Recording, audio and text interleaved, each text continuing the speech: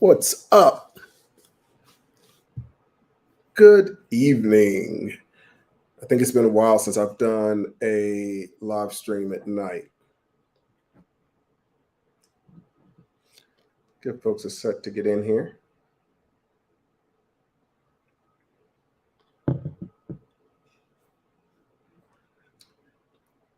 As you come in, you should have hit the like button. Put any questions that you may have.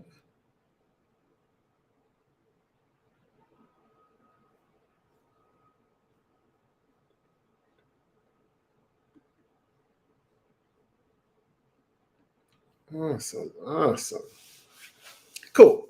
All right. So, I want to start off by talking a little bit about how I view potential businesses that we're acquiring in the funds, and how it's very much different from how I view them if I'm going to buy them personally.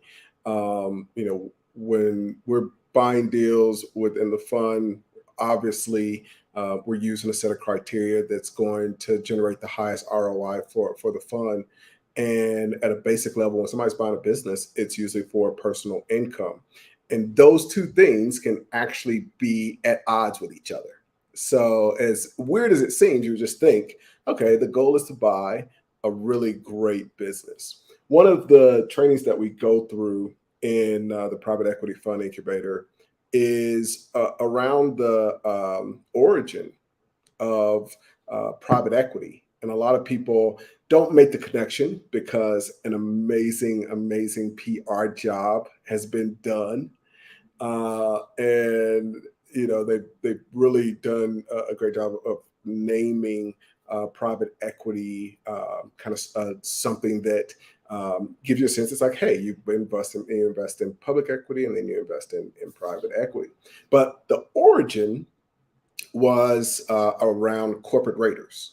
And so, up until the 80s, all of the people and some of the names you'll recognize, T. Boone Pickens, Neil Peltz, um, Dan Bilzerian's dad, Paul Bilzerian. There are all these corporate raiders. And so before the times of KKR, which was one of the firms that sought to create a brand around private equity, before those, it was really just a bunch of individuals, and they would put together these deals. They would go into the business, and they were known for being very aggressive about generating really great returns. And when you study that history, it really becomes obvious that for those folks, when you're using those strategies of a corporator, you're definitely not using the same strategies that someone who's just looking to buy a small business and have that business pay for their family's needs. And for us, it's really difficult to make that kind of assertion that we're using corporate strategies. But I think there's a veil around private equity where people have forgotten that most of the strategies originated from these corporate raiders who would go in and basically buy these companies with the concept of maximizing ROI. And a lot of times, maximizing ROI meant a lot of different strategies that had nothing to do with just, oh, okay, I bought this company, now I'm going to become CEO. I'm just going to run it for the next 10 years and maybe I'll sell it one day. There's a lot of other things that you can do in that deal to maximize the ROI in a short period of time. For us, the reason that analogy and understanding that history is important is because we are doing 2-year funds. So, all the funds are very short term. Some are shorter than others. We had Peppy 2, which was like just had a bunch of things where the guys were all very busy. So it was a shorter thing of just, okay, let's just go ahead and wrap this up. Have other ones that are longer. So, Peppy 1 went really almost to the max, and literally we've got a deal that We're still kind of exiting, even though we essentially closed the fund. So we closed the fund, and now we're trying to exit this other deal. So when we're looking at these things, it's a very short term period of time. And so we're trying to get into whatever deal, we're trying to maximize our ROI in a short period of time and then get exit out of that deal as quickly as possible. Um, so one of the ways that we talk about businesses is not looking at the business as if it's just this one whole thing. Liking it to a galaxy. If you're looking at the Milky Way galaxy, there's all of these different, planets, solar systems, stars, there's moons, and blah, blah, blah.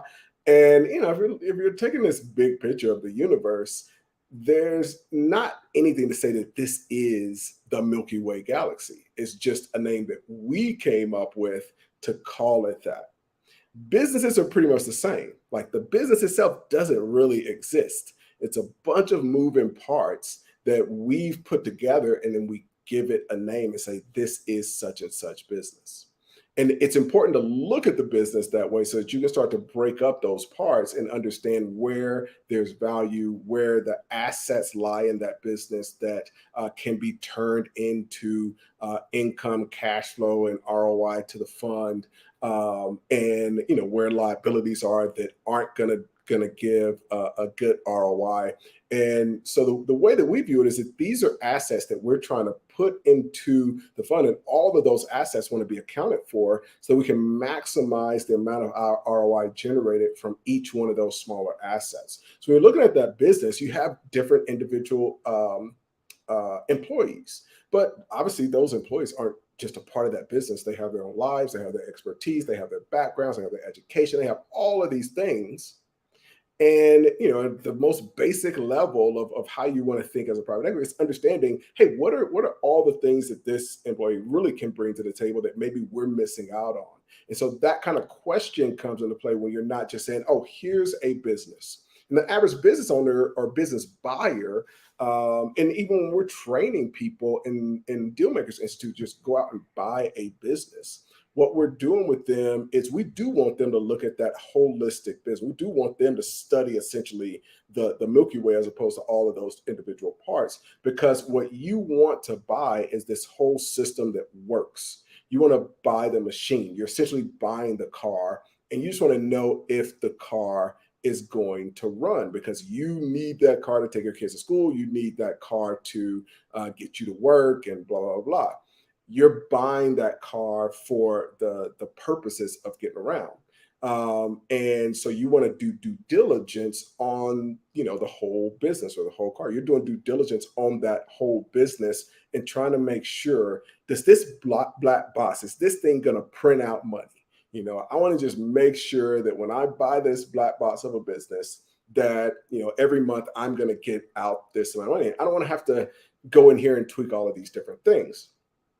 The way to look at it is that the private equity fund isn't going to use that card for anything. It's not going to. It doesn't need. It's got a bunch of cars, so it doesn't need this car to drive to work or to take the kid to school. So it's like, okay, what are the parts in this? Maybe I can take a part from this car and improve this other car and be able to sell that for a higher value. Maybe I can put some more paint on this car and sell it for a maximum value. So you want to understand all of those individual parts and understand how to get the maximum value from each one of those parts. And a lot of times what we end up doing is we go in and we look at these deals like a startup. We're basically just looking at the business from the perspective of, if I just had nothing and I got this business, what would be all the things that I would just use this to start? What are all the things that I would use this to create income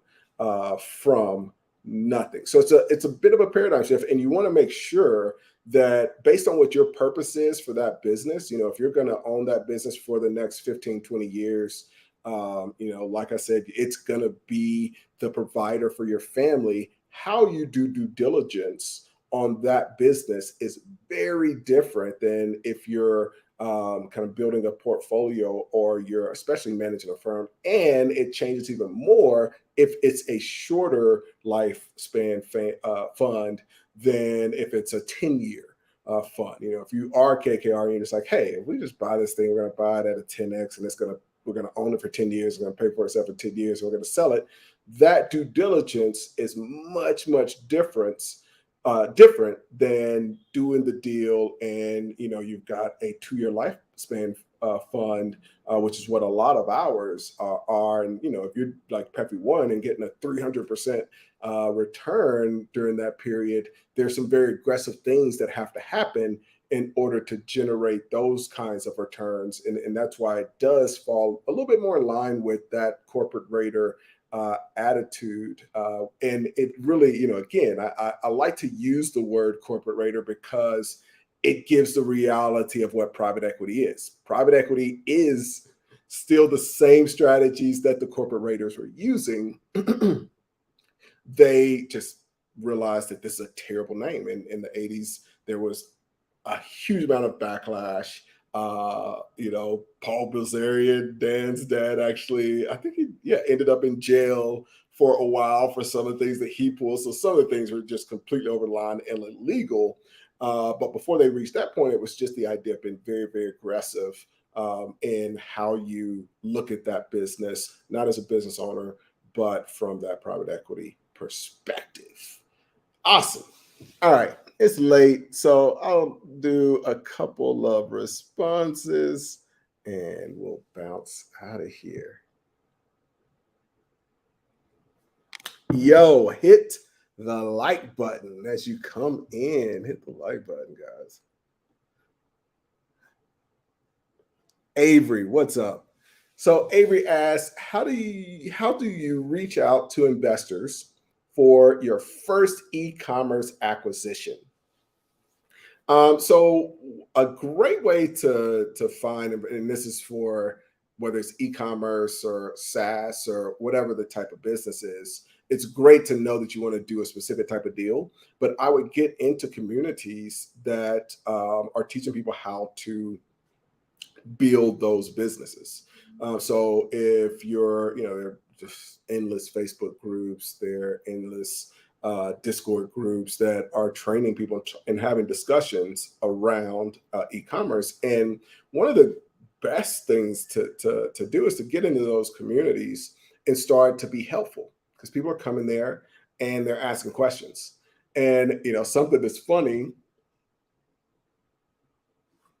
is that most of the questions are Googleable. People just literally prefer to go into those groups and type the question to a group of people, and obviously get some different answers. But a lot of the times, it's not very complicated questions. And so, if you can go in and start to be the person that's known as the most helpful person in that e-commerce Discord or e-commerce Facebook group, then you'll start to build a lot of those relationships. And what you'll find is that most people don't want to, or they do want to build something from scratch, but they're not going to be successful. It's just literally, it's not that they're not great people. It's not that they're not smart. It's not that they're not capable. It's just the lottery. It's just the numbers. The statistics work out that most of those people are going to end up frustrated because they've tried to build one thing, two things, three things, and they never end up making money, and never end up making money from it. And so a lot of those people end up being great potential partners and investors for you. And so you can go back to them and, you want to get to know them. You want to build a relationship with them. And your goal at the end of the day is to obviously have a network of people that are in the industry that you want to work in. But in addition, what will result from that is some people that will see the opportunity when you tell them, hey, how you haven't been able to build a business that has made money. Well, I found one that is making money and it's available, and I want to buy it, and I'm putting together the capital. Would you like to partner with me on it? And the other great thing about those kinds of investors, which if it's your first deal, is a valuable thing, is you don't want to try to do everything yourself. Those are people that will also be willing to roll up their sleeves, help you to make the business work. Thanks for that question, Avery. Great question. Also, if you're interested in kind of a deep dive, we go through in Dealmakers Institute building a funnel for raising capital and all of that stuff. So you can get more complicated with it, but just as a basic kind of thing, is that would be where I would start. I have no idea what board Joe means, but hopefully you're getting some value out of the live. Melissa popped in. What is up? Thank you for popping in here. Derval asks, let's see. What's the difference in due diligence process for long-term versus short-term acquisition? So part of it is not even whether it's just long-term or short-term. It's about what's your goal with that business. And that's what you're really just working backwards. So I would really change it to be, if it's a business that you're going to own for cash flow, or if it's a business that you're trying to get a strong exit out of. So if you look at those two comparisons, the business owner, the most important thing for them is consistency of the income. So your due diligence process is going to be built around, how can I ensure that I'm going to continue to get this income? Will I be affected by different cycles in the economy? Will the supplier, have issues? Do I have other people that could supply the products or services if that becomes an issue? Do I have bottlenecks in my employees? And so it's really based, and obviously, Duval, you're in the program, so that's the normal process since you're in Dealmaking, where we go through the 88 different things that we're looking at in the business. So that is the Dealmaking. That's the normal process that we discussed. That's what you're really building around. With the funds, what we're looking at is maximizing ROI.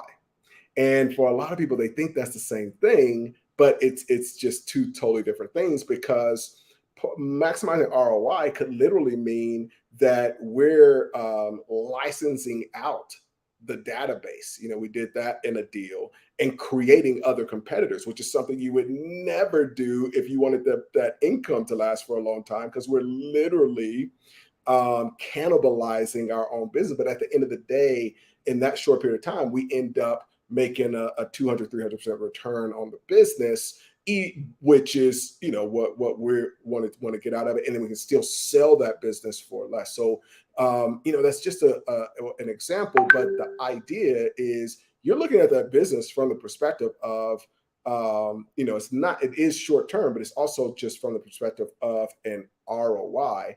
And part of that means exit. So if you're doing due diligence as a business buyer around the income, let me turn this off so we don't keep getting these notifications and messages. All right, where are we at? Cool.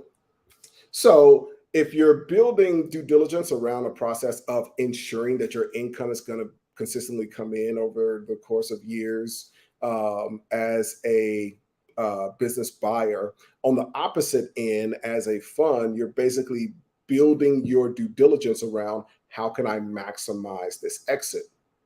So if we've done a deal where we take that deal through the crowdfunding process.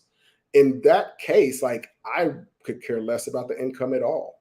If we've got a crowdfunding strategy, really our exit is, we're buying that business at a 3 multiple, and we're going to sell it at a 20 multiple. If we're buying a business that's a strategic buy, we did a deal where we bought a business and we basically had all the businesses that needed that service. And so it had very little to do. The due diligence in that case is built around, hey, we have these number of companies that need this service. Which acquisition can we buy that can provide that service the best at the lowest cost and provide us the biggest margin?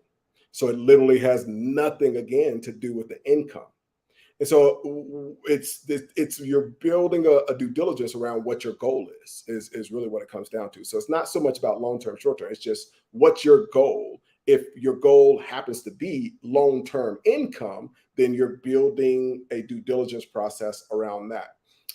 If your goal happens to be as a private equity fund that you're looking for a strategic partner for one of your businesses, then that becomes a thing. We've made an investment in a deal where that deal we're trying to push to acquire another business that we own. And so there it starts to be all of these different things. There's buying a deal for leverage. There's buying a deal to get access to the credit line that they have.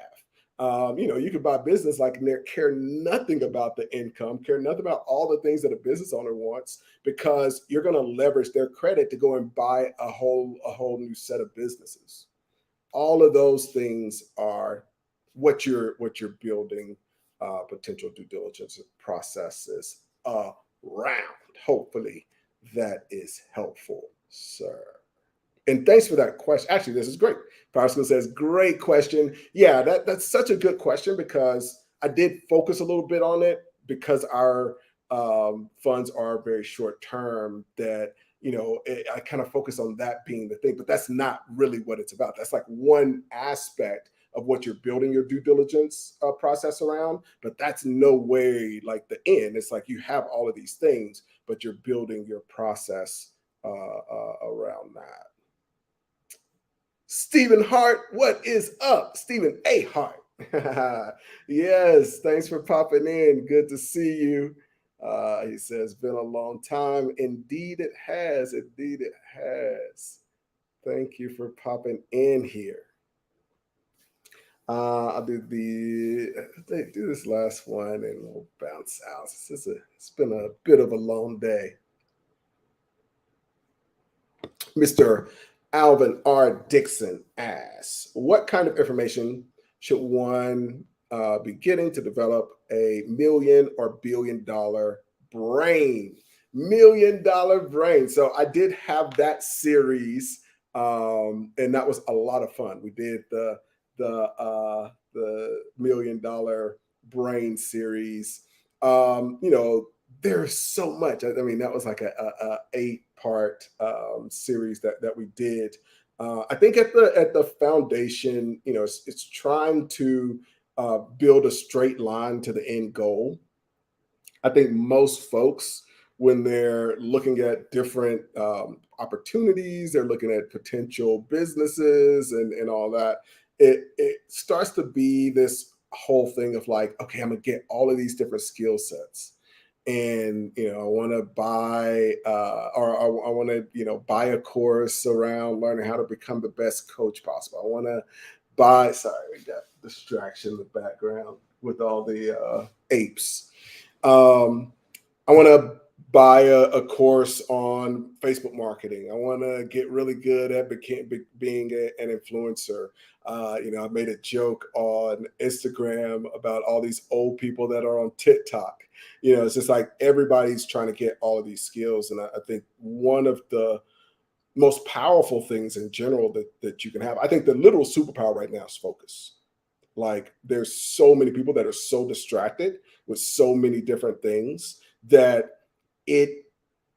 like you think it's a natural thing to say, oh, well, the more things I get, the better. And that used to be the case, like in, before the 2000s, like that was the case. The more things that you could do, the more things you could kind of learn about, the better. Now, because nobody has focus, the most powerful thing you can do is get really, really focused. And what that means, as far as just kind of action is, number one, closing everything out, having a straight line process to get to the income that you want to get. Obviously, from my perspective, part of that is just acquiring the income. that you want to acquire. Um, but whatever the end goal is, trying to cut out all of the different steps. So right now, everybody has a goal, and they're thinking, well, I'm going to go over here, and I'm going to do this step, and I'm going to learn that and figure this out, and I'm going to go over here, and then I'm going to do this other step, and then I'm going to grow, my audience, and then I'm going to have an email list, and I'm going to have this landing page, and then and so it's all of these different things, and you're just running around trying to complete all these things. And the more that you can simplify it and just say, hey, like, here is the straight line to where I'm trying to go, and just go get that thing with the end goal. If like you're like, oh, I'm going to do all these things because one day I want to make $100,000 a year. It's like, well, where's the $100,000 a year already been made? Because it's already been made by somebody out there. Let me go and get it. And so you just figure out who has that, and how can I offer them something that allows me to get it. So that different way of thinking, I think, is the number one skill set, the number one ability around building and developing $1 million brain. Real quick on this, Alvin asks, what are your thoughts on real estate notes? I invest in some, so I guess that's a thumbs up. Obviously, with everything, it's you've got to do due diligence and understand it, and all of that. Ats Capital, New York engineer. Thanks for popping on.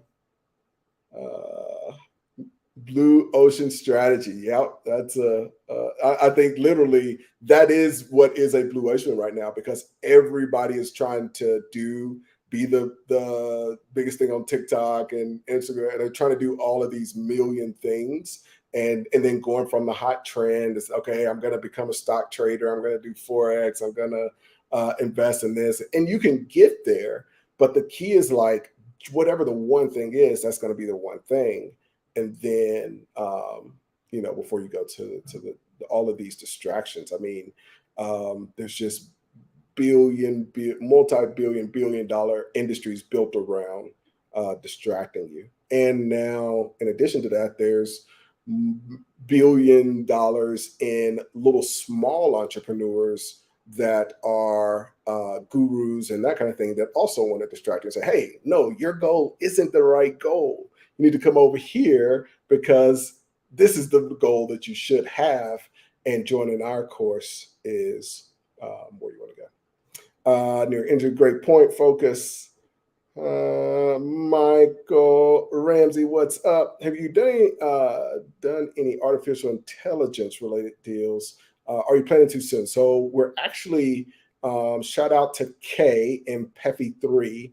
We're using and testing. I mean, all of it's so early. We are using some AI in one of the deals. He's actually, I'll just tell you, like, like I said, I like to keep things really simple. So I'm glad we're doing it. He's doing an amazing job. It's great. It will add something to this acquisition once we exit.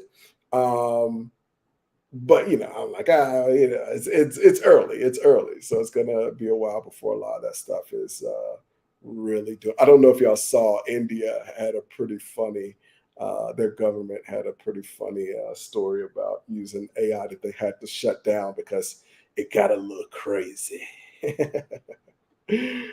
Albert says, thanks. I'm glad that was valuable for you. All right. I said 5 questions goes the last one. These are kind of running in. This right here will be the last one because it looks like a long one. I can't see exactly what it is. Cool. John, what's up, man? As a young deal maker, 18 years old, is leveraging an industry expert on your team enough for raising capital and negotiating seller financing, or are these more steps needed? So here's an interesting thing that I don't think I've talked about it, but I've never really explicitly explained one aspect of the deal that I closed when I was 19. And this is even a much bigger possibility today. So the deal that I did when I was 19 was buying a stock market simulator. I bought it from these two guys that built it. And the thing that I hadn't really expressed, I guess, is that they were also young. And so we connected in a originally in a little forum thing back in the day, and they had built this business, and I was using the platform. They had moved on to another project, and but it built a relationship with them, and so that's how I ended up buying in a $70,000 business, doing $60,000 a year for with $3,000 out of my pocket. And so part of that, and what I would encourage you to do, is to try to do deals with people your age. um, I think that just makes everything so much easier. You're going to be able to bond, connect with them. Again, you're going to benefit because this was even back then. Like they had, entrepreneur ADD. They had short attention span. So they had a really great business with a lot of potential, but they moved on to the next thing because they lost focus on that, and that I was able to come in and take advantage of that. So that would be my whole strategy, is to find, build relationships with other young entrepreneurs that are going to build the businesses and do deals with them, so that you're able to get those businesses. And then once you have a way to get deals, and you can get really good deals that aren't on the market, raising capital isn't the issue. Just as an example, I just saw my homies. I'm very, very proud of them. We were starting in this stuff years ago.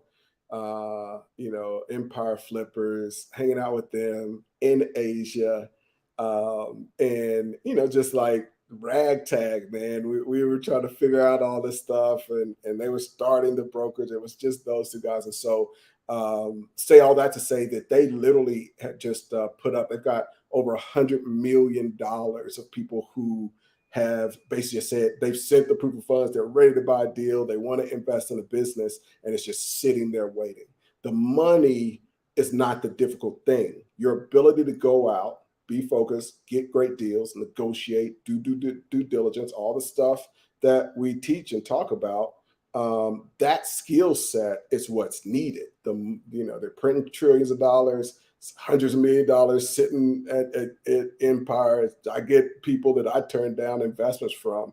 The reason that I'm training people to do these funds and use their capital initially to go out and do this stuff is that creates more people that can go out and implement these strategies. So that's the key. Is if I were young, that is what I would be spending time doing. All right, that's the last one. I will definitely be back. It looks like night is a good time. There's a lot of great questions that come in, so I'll definitely try to do some more of these at night. Be sure to like, be sure to comment, and hopefully y'all got some value out of the day. If you're interested, we'll have the next private equity fund incubator coming up in a couple months. So go to acechapman.com and find out more about that. If you're interested in acquiring your first deal, which sounds like a few of you are in that mode, go to dealmakersinstitute.com, reach out. We'll schedule a call and see if it's a fit, and would love to work with you. Thank you all so much for